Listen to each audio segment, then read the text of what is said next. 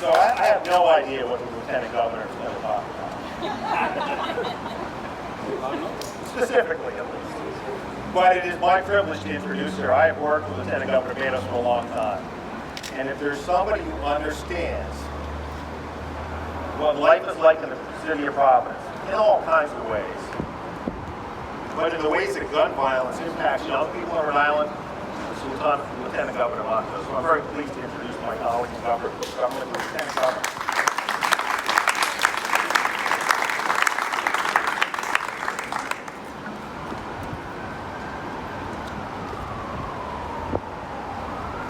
Good afternoon.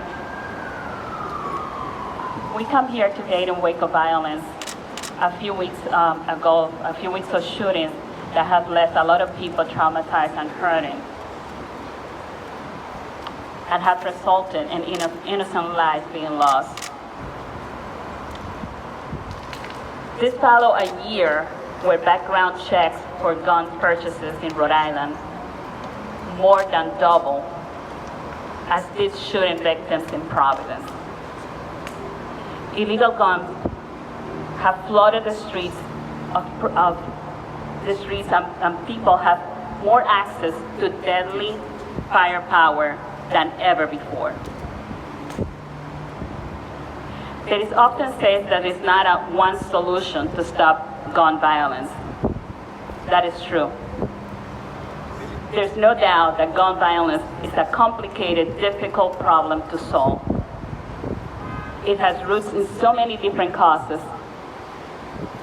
Wide available guns due to gun trafficking, lack of access to affordable housing, economic instability, lack of opportunities, social unrest, and much more.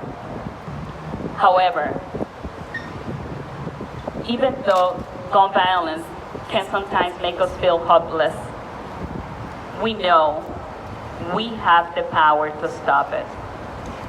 If we all pull together as one, with a shared purpose and a commitment to fighting for a better future for our community. Public officials, our top priority is making sure that all Rhode Islanders are safe and that we are creating an environment that gives all Rhode Islanders the opportunity to succeed. Rhode Island has been a national leader on gun safety precisely because we have passed so many important laws to keep people safe, like the red flag laws and our ban on untraceable ghost guns. The package of common sense bills introduced by the Attorney General, Senator Gail Golding, and Representative Justine Caldwell will build on those laws by taking a comprehensive approach to a complicated problem.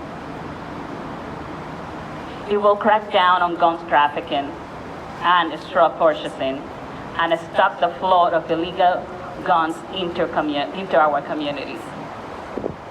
Limit the access to deadly military-style weapons and high-capacity magazines, and keeping guns out of our schools and public places.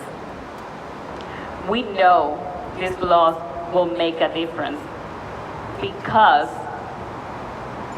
they have been studied, and there are other states, and we have seen the data. These bills are supported by all of us here, as well as more than half of the members of the General Assembly. And I want to thank all the members that are here today. I know some of them have to run to committees, so thank you for being here and all your hard work. Many of our top law enforcement officials, local mayors, like Mayor Rivera and Mayor Gravian, that are here with us, and almost 50 organizations representing Rhode Islanders from all walks of life. We can't respect people's right to own guns for protecting themselves, their loved ones, and their homes under the Second Amendment, while still passing common sense gun laws to protect Rhode Islanders from gun violence. President Biden has called on Congress to pass laws prohibiting assault weapons and high-capacity magazines.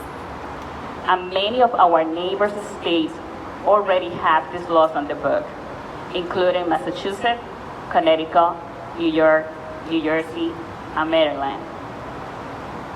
It is time for us to join them.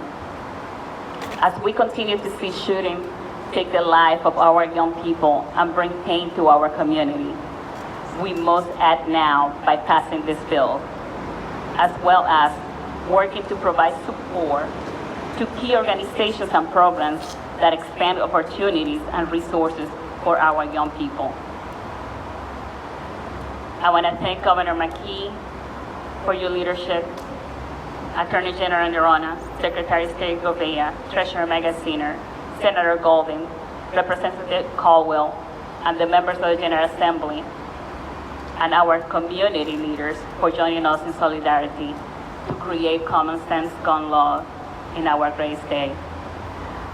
One of the first things that I did when elected to the City Council over 10 years ago was a vigil for a young girl, Anise Varga, who died in a senseless gun violence incident. She was just outside on Hartford Avenue being part of a party with her family, and people just came shooting, and she was a victim of that gun violence that always has stuck with me in my mind. And most recently, I just went to a wake for another young woman with a bright future who was victim of gun violence. It's about time. We have to do something. Thank you.